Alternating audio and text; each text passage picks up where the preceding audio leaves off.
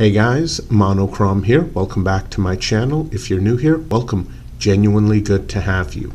Today, we're taking a look at a knife that, no BS, gets made fun of a lot in both the knife community and the EDC community. And perhaps with good reason.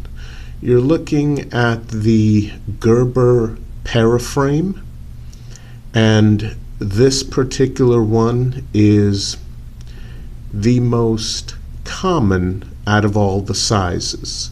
The absolute smallest ones come with nail nick openers instead of thumb studs, and there is a bigger one than this one. But this is the one with the 3.5-inch blade. Guys, you know the drill. As usual, specs in the description box below. Be sure to check that out when the video is over. Now, I bought a Gerber Paraframe, same size as this one, a handful of years ago. And I have to say that back then I was a little bit surprised at how badly this knife was being made fun of. I found it to be a good beater knife, a good mundane chores knife, something that was decent quality. You could use it and not get too upset if you lost it. It was also a really good knife to clip to the inside of a work bag, bug out bag, or get home bag as an extra knife in case you forgot your EDC knife and you needed to cut some things at work. Hey, you had a knife on you. So a handful of years ago, this knife would have gotten a conditional recommendation from me based on its price. Now, some things haven't changed, some have.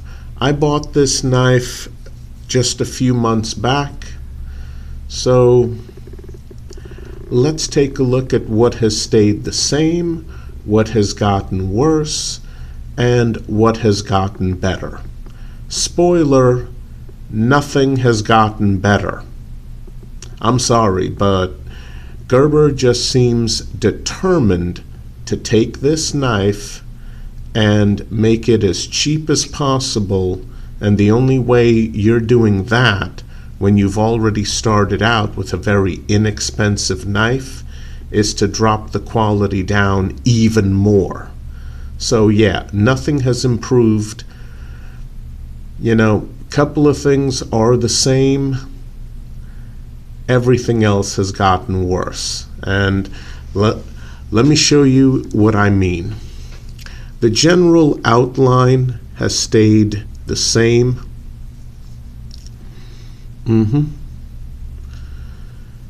And unfortunately, another thing that has stayed the same is the poor placement of these thumb studs. I mean, some thumb stud folders, you can flick them open. Some you have to place your thumb on the thumb stud and ride it open. This one, I'm opening it two-handed. Now you might be wondering why I did that. Because even though the placement of the thumb stud is still quite bad, the thumb studs themselves have gotten worse. Now, maybe you can see that at the very bottom of the thumb stud in the center. Yeah, that little dot you're looking at, that's dried glue. My older version Paraframe doesn't have dried glue peeking out from the bottom of one of the thumb studs. And the thumb studs themselves, see those circular grooves on both of them? Yeah. Now they're sharp as hell. The thumb studs on my old paraframe were properly dehorned, meaning they weren't sharp at all. These thumb studs, you try using them to open the knife, they will take flesh off of your thumb.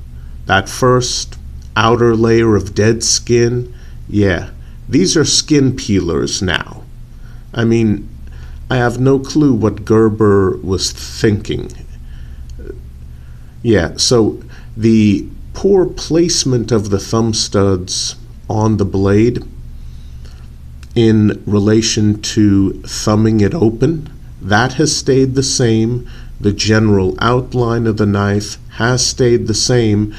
The thumb studs have gotten worse.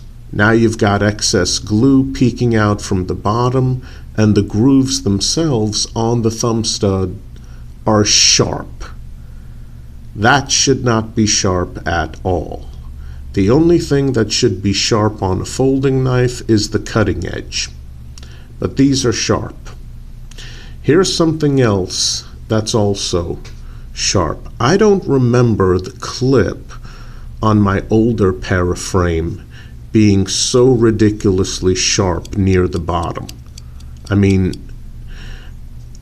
this is literally the worst hot spot I've ever experienced on a folding knife. Seriously, you can't bear down on the handles anymore like you could on a slightly older paraframe of the same size, because the bottom portion of this clip is now also sharp. Like, it feels unfinished. Oh, the clip itself, well, I guess that's another thing that hasn't changed in terms of placement. It's going to be tip down carry only, right side only. Yeah, you can't swap it out and place it in a different position. Now, it's still a frame lock mechanism, as you can see, but on my older paraframe, the lock was made properly, meaning that not only did you get an audible click when the blade was opened, but you also got a click when it was closed. Listen to this.